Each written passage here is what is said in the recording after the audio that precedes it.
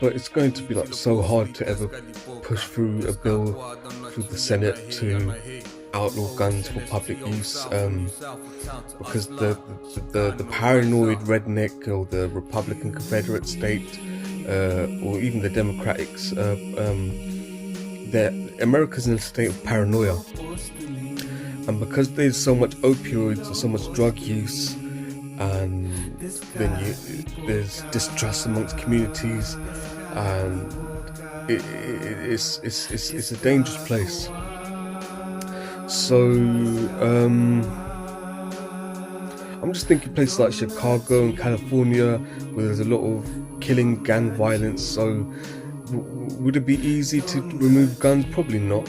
It's something that I don't think will be settled by a vote, a democratic vote. I think it was something that people who want guns put away out of public use will have to fight for it, and would have to seek permission from a court, a war council, to go to war,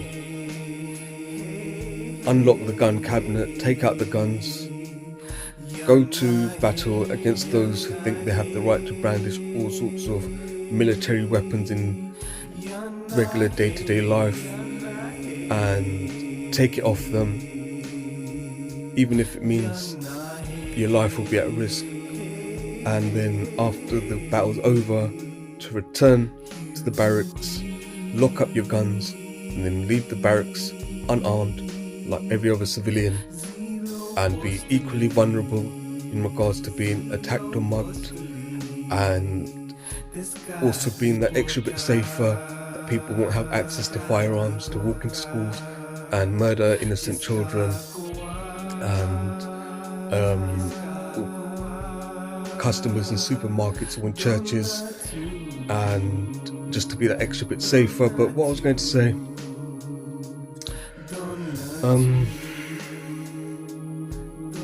I think America will have to just take precautions. Like, you know, there's some very selfish people in this world. You could be walking down the street and they'll mug you for your laptop or your phone, and you could have had a family member who died or passed away, and all your memories are on your phone, your videos, your photos, and they don't blink an eyelid or have any compassion or any remorse, and they just think it's okay for them to take things like that, regardless of what your particular personal circumstance may be. That doesn't matter to them. So what I would say is to reduce the risk. Don't carry sentimental things on you when walking in public. Save your stuff on the hard drive before you leave your office, before you commute, and just pick up from where you left off when you get home on your iPod, your laptops, however business people or office people do their work, or USB hard drives, external hard drives. Lock away. If you're going to go to do an event where it's dressed to impress, don't put on your jewelry whilst commuting, traveling. Put on your jewelry when you arrive at the destination, and take it off when you leave the destination. Extra security, neighborhood watch community, like security alarms, and things like that in your homes, and put away personal sentimental properties and put them in safes and things like that. But if someone then thinks it's going to be like picking candy from a baby, we can easily just start burgling people and robbing people, and they won't be able to stand their ground. So if you nab someone like that and stand them in the court and say, this is not a racist court we're talking about here. This is a Chicano, La Raza Nikuntalaka, a brown race court in the brown race continent of Turtle Island, Samanawak, Anawak, that was renamed America by the Europeans. And so it's like, imagine you're brought to a court where the judge is sitting there, and the judge says to you he's a La Raza Nikuntalaka Chicano Montana, and he's been in jail for a lengthy time. And he says to the mugger, the robber, or the burglar, political parties that are formed behind prison bars in jail, in the courtyard beating the native drum. And the prisoners will tell you what we accept about the government system.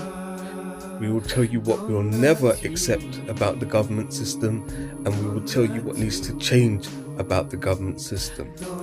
and a rehabilitated, reformed Montana ex-convict who's remorseful, gone soft, and is open about making mistakes in life, but now they're a different human being and they're a changed man, and doesn't want younger people to make the same mistakes that he or she made when he was younger. If you're brought to this Montana's court and they said you went on a burgling spree with weapons and you terrorized people to take their belongings from them, knowing that they don't have weapons on them or they don't have a license to carry, because it's as easy as taking candy from a baby, then that penalty has to be harsher.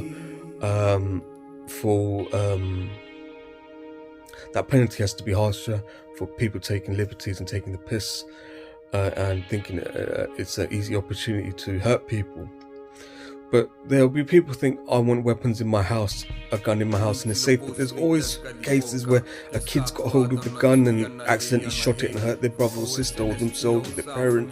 It's too risky. But if someone wants to have weapons in their house, I think don't go further than having baseball bats or crowbars, or thing about swords is, if you were in your room upstairs or in the room, then you hear someone walking around in the room and you think it's a burglar. There's cases where they've shot people thinking it's an intruder, but it's a family member. Whereas if you had a baseball bat and you smashed their elbow and you open the door and you're like, oh mum, it was you. Oh mum, oh shit, I didn't know. But it's like, maybe have a baseball bat or something. But in regards to firearms,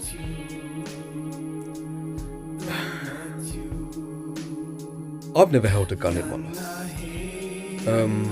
I rap about shooting in some of my lyrics, but not in a sense of I'm going to shoot that person because he's come into my area code, or because he's wearing a different piece of colour of clothing that I don't like, or for those sort of reasons, but more in a political sense, taking out a slave driver or a tyrannical, bribery-orientated corruption in that context. And I think when we grew up in Britain, even though some parts of Britain or some parts of London, we haven't personally held firearms or come into contact with firearms, even if we're in a community where people do have firearms. We listen to so much America gangster music since we were kids, it influences our creativity. So even if we haven't personally held a gun or got the means to access guns, as writers, as artists, it's going to influence our music where we will write about it, just because that's all we've ever listened to, that's all we ever heard.